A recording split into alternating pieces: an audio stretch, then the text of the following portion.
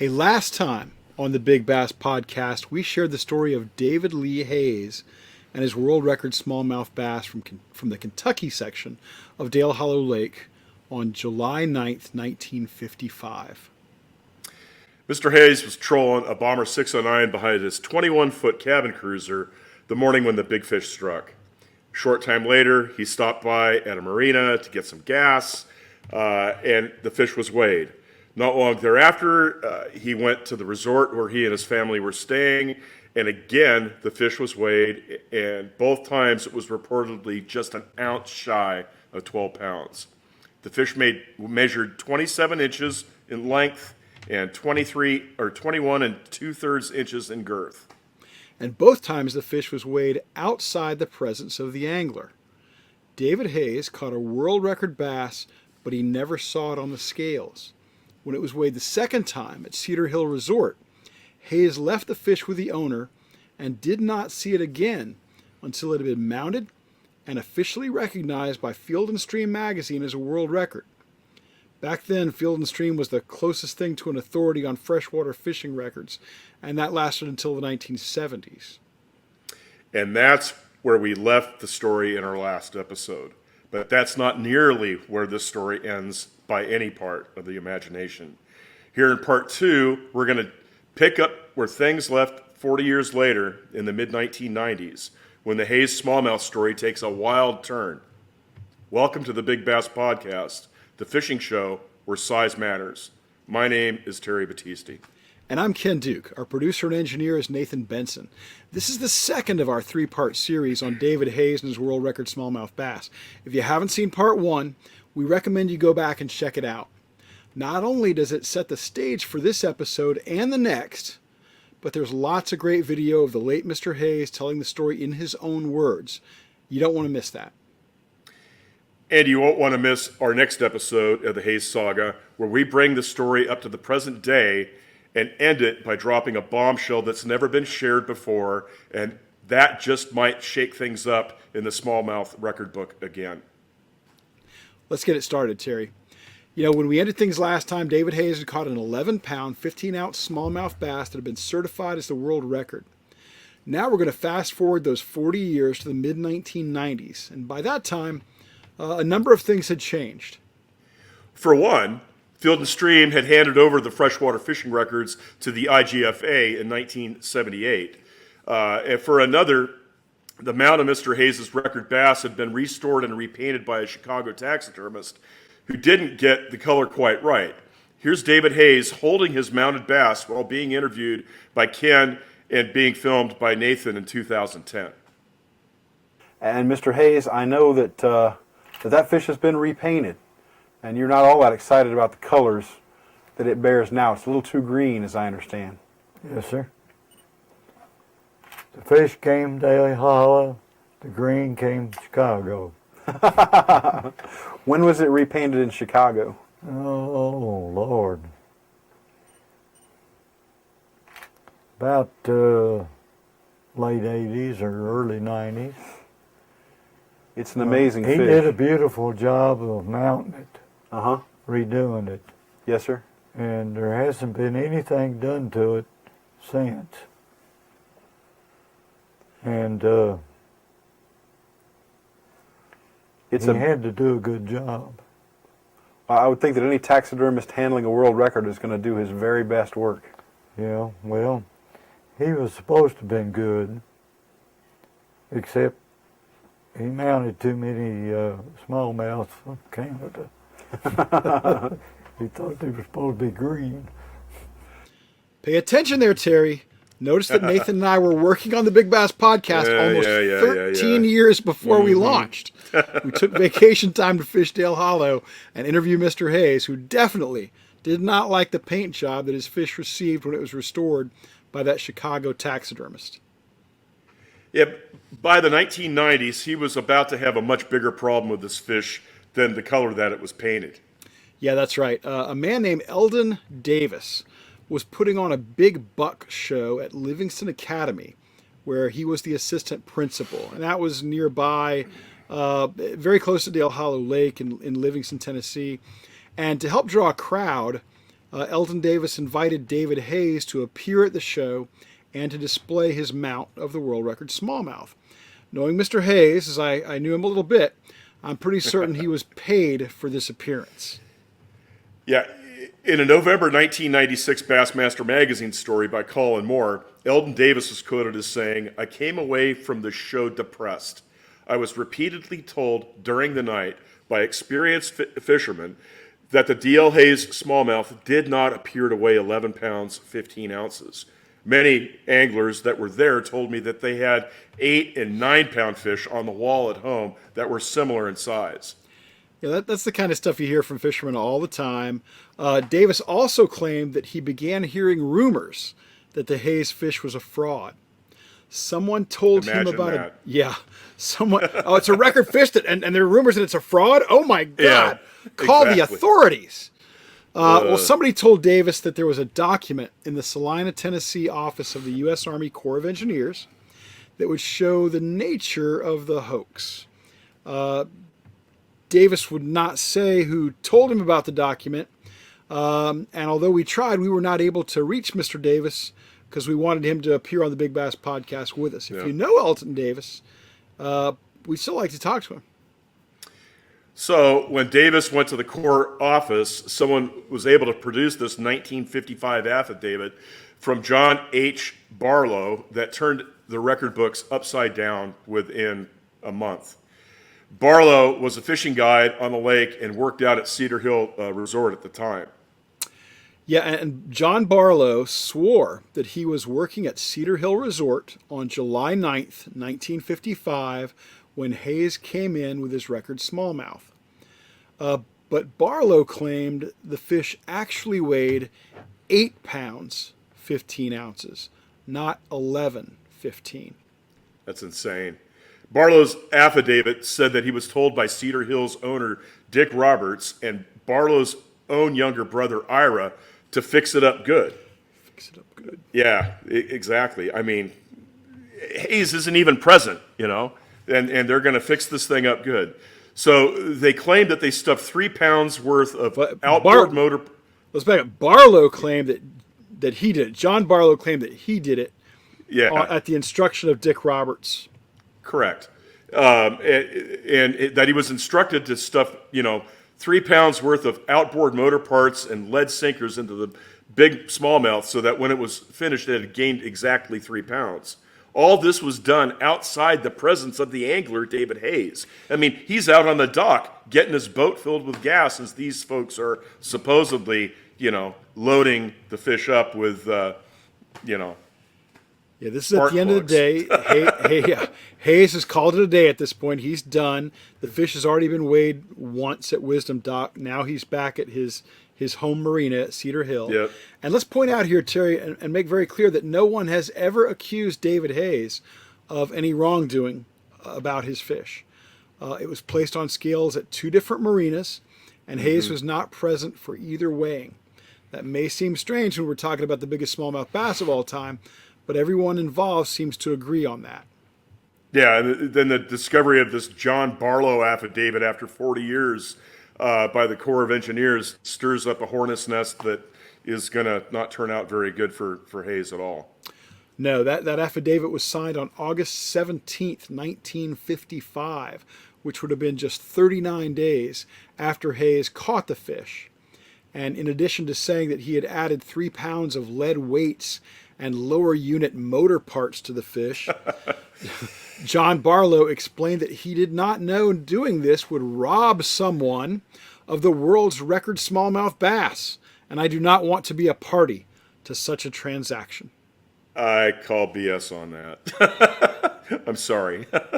But the affidavit also had a cover letter of the same date. It was from Raymond Barlow, the older brother of John Barlow. Raymond was known as Doughbelly, and he was a deputy sheriff in the county and a fishing guide on the lake.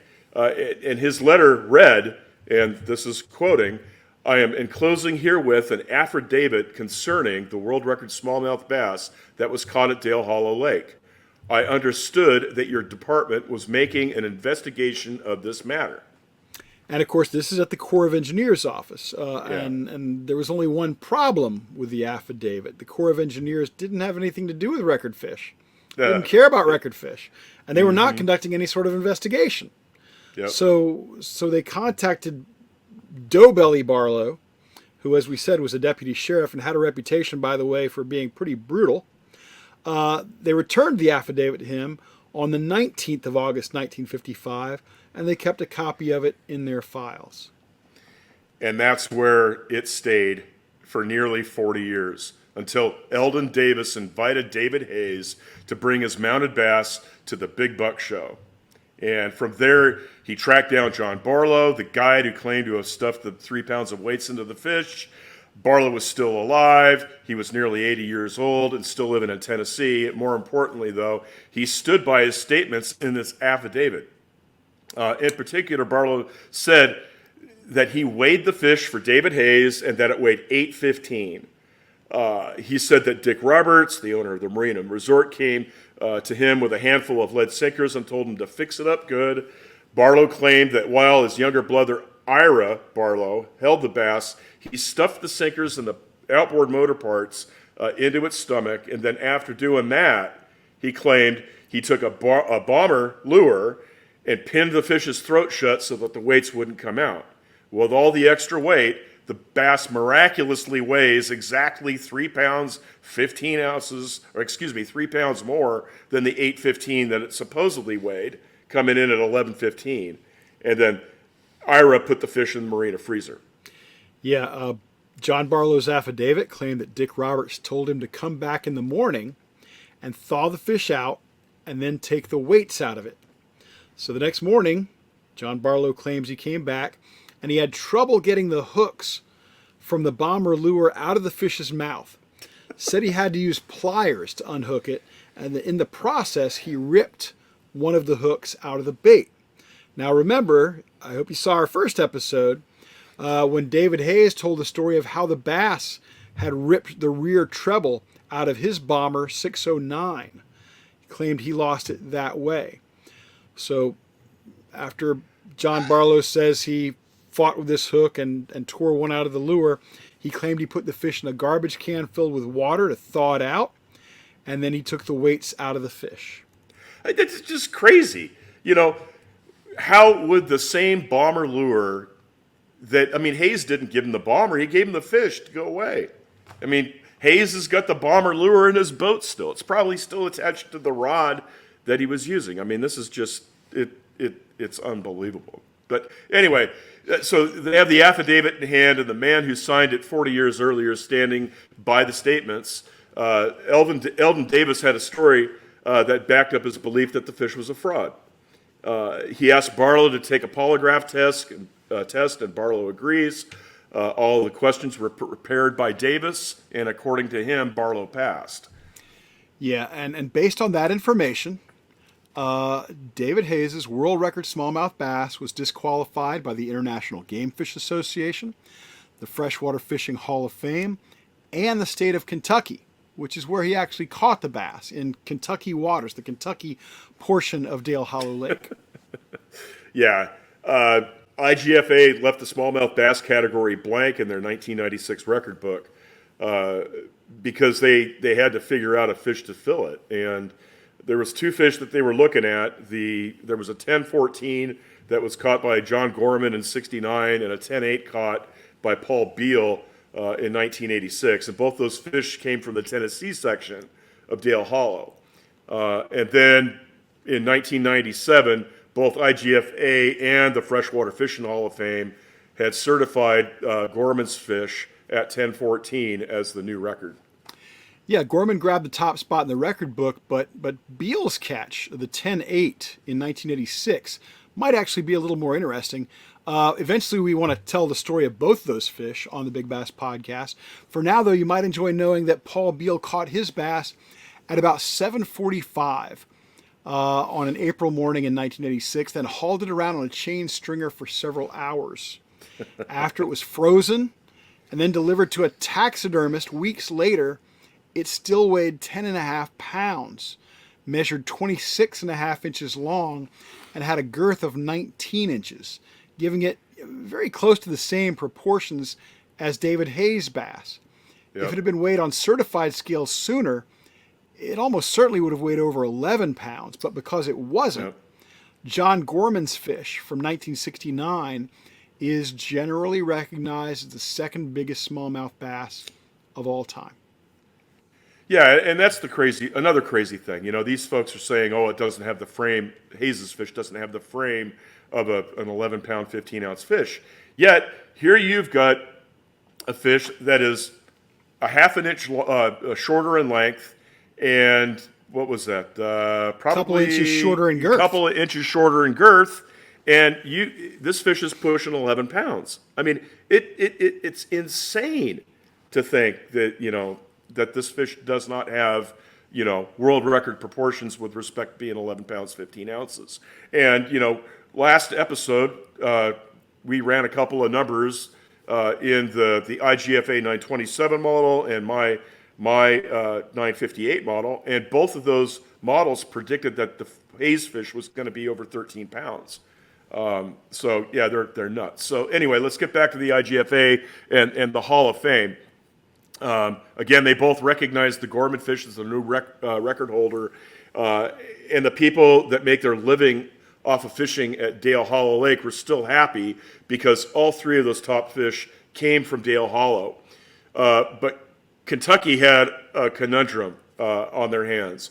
They didn't recognize the state record smallmouth before the Hayes fish in '55, so they didn't have a fallback position at all. And Kentucky, unlike Tennessee, does not recognize fish as a state record unless it's caught in waters that are within the state. So because they didn't have a record prior to the Hayes fish, they had no record to fall back on at all. And the fact that the Gorman fish was caught in Tennessee left their entry blank. And so after they DQ'd the Hayes in January of '97, Kentucky had really nothing, and so they went back and found a 7-pound fish that was caught by. Go ahead. I was going to say, actually what they did was they announced, hey, we no longer have a smallmouth record because Kentucky didn't have anybody in the smallmouth record before Hayes. So they said, this category is vacant. Knock yourselves out. If you catch a big smallmouth, something over 6 pounds, tell us about it. We'll make it the new state record. And then more than a year later, the best fish they could produce was how big? 7 pounds, caught by John Stamper. Yeah. And he got it from Cannon Creek Lake in June of '97. I mean, Kentucky loses, 5 pounds, off of their state record in a year. It's you can't make this shit up. I'm sorry. Well, what this says to me, Terry, that I think is interesting and kind of tragic on some level is this Kentucky situation reveals the problem whenever a giant fish holds a record for many years and then gets disqualified. It happens, folks. It happens, especially right here in the Hayes case. Most of the anglers who caught fish just a little short of the record, they just dropped the ball. They think, oh, it's not a record. It's a great fish. It's a fish of a lifetime. Maybe I'll put it on the wall or whatever, get my picture taken. But they don't get them weighed on certified scales quickly. They don't get them in front of the proper authorities. And then when something happens to the number one fish, they're out of luck. And they can't step in as the runner-up when Miss America cannot perform her duties. Yeah, exactly. So in the end, only Tennessee, which had multiple double-digit smallmouth bass to choose from, in the Gorman fish, the Beal fish, even a bass or two from Billy Westmoreland, they decided. Well, there was a 10 that was caught out of the Tennessee River. I think it was below Wheeler or something like that. Maybe it was Wheeler Dam. That was 1950. Yeah. That was the Owen Smith fish, 10.5. So it would have been a tie with Beal. Mm-hmm. But all these organizations are DQing the Hayes fish. IGFA, Freshwater Fishing Hall of Fame, state of Kentucky. Only Tennessee decided to keep the Hayes fish as the state record, despite the fact that it actually came from Kentucky. Yep. Which, I live in Tennessee now, so I can't cast bad shadows.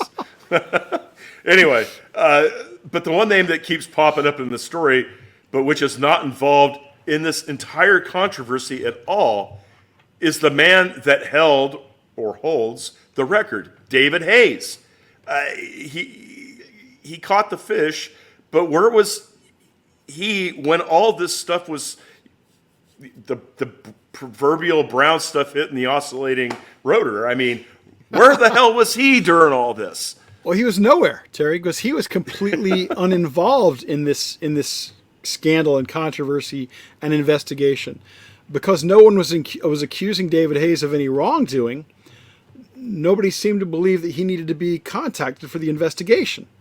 In fact, David Hayes didn't know anything about it until after his records with IGFA, the Freshwater Fishing Hall of Fame, Kentucky, That's insane, had been taken away from him. Here's David Hayes in 2010, sitting in his Litchfield, Kentucky home and talking with me about that period in 1996. The off-screen voice you hear is mine. Now, Mr. Hayes, in about 1995, some guys came forward and they had found a 40-year-old documents claiming that a fellow named Barlow had put 3 pounds of weight in your fish, and a lot of people took them at their word without ever checking with you. Of course, nobody ever accused you of doing anything wrong. They said that when the fish was out of your presence, and unbeknownst to you, that the fish had 3 pounds of weights put in them, and the International Game Fish Association and some other organizations wound up taking away the world record status for a while. Did anybody ever contact you before they did that? No, sir. No telephone call. No letter. I'll tell you how I found out about it. A fellow that worked for your organization called me. And I never will forget the conversation. He said, "Mr. Hayes, are you the Hayes that caught the record smallmouth, Dale Hollow?" I said, "Yes, sir." He said, "Well, you no longer hold a record." That had to be quite a shock. Well, I think so. You could tell it bothered him. Holy crap. The man held the world record for 40 years, and suddenly a group of people, without his knowledge, take it from him. I mean, it's just insane, and he wasn't even able to defend himself. The IGFA, the Freshwater Fishing Hall of Fame, his home state of Kentucky, did not give Hayes the courtesy to call him and tell him what was going on. He had to learn it from someone at Bass. Yeah, that call came from Colin Moore, who was the senior editor of Bassmaster magazine at the time. Colin's a long-time outdoor writer, terrific guy. He was editor-in-chief of the FLW magazine for quite a number of years. And he wrote the story on the Hayes disqualification that ran in the November 1996 issue of Bassmaster magazine. It's a terrific article, but it's a sad story because of how everything had been handled. Exactly. And Ken, I think we've pretty much, wrapped things up, for this portion of the Big Bass Podcast, David L. Hayes' world record fish. We've taken him from the highest of the world record highs to what has got to be the lowest of the world record lows. And probably one of the biggest indignities that has ever happened in the world of bass fishing, especially record fish. From here, it seems that he has nowhere to go but up, but we're going to save that for the next episode. We promise it's going to be a special episode too, folks, because not only are we going to, it's kind of the redemption of the Hayes record is our next episode, part 3 of this 3-part series. And we're going to talk about exactly how Hayes got back in the record book. And I get to play kind of a lead role in that one because I was involved in that effort and wrote the story that kind of bullied or shamed some of these organizations into doing the right thing. Really one organization, but because by the time that rolls around, a couple of the other organizations had changed their tune. But for that one, we also have a very special ending to the show where we're going to let folks know something that I think is one of the best kept secrets in the history of world records. I think there are some other people who must have known this, but it's not going to be revealed until our next episode on David Hayes, which is going to be number 3 of our 3-part series. So I think it's time to slam the door on this episode of the Big Bass Podcast, but we're not slamming the door on David L. Hayes yet. We got one more piece to go. Please remember, to subscribe, like, share, give us a comment or review. Your support really, really helps us. We're now at 1,100, north of 1,100 subscribers, and we appreciate all that Terry, support you guys give us. Terry, by the time folks hear this, we'll be over 200,000 subscribers. So I hope so. That's going to be that's going to look very, very dated by the time some folks hear this. Don't forget to check out the website at thebigbasspodcast.com. You're going to find our Big Bass Podcast calculator, our listings for the world record fish, state record fish, supplementary material in the episodes. Again, it's a work in progress, but if you like the show, you'll love the website. If you want to contact us, our email addresses are ken@thebigbasspodcast.com, terry@thebigbasspodcast.com, and nathan@thebigbasspodcast.com. I'm Terry Battisti, and on behalf of my partners Ken Duke and Nathan Benson, thank you for joining us. Be sure to check back next week. There, we're going to finish the story of the David Hayes world record. It's a story that you will not and cannot find anywhere else. And remember, size matters.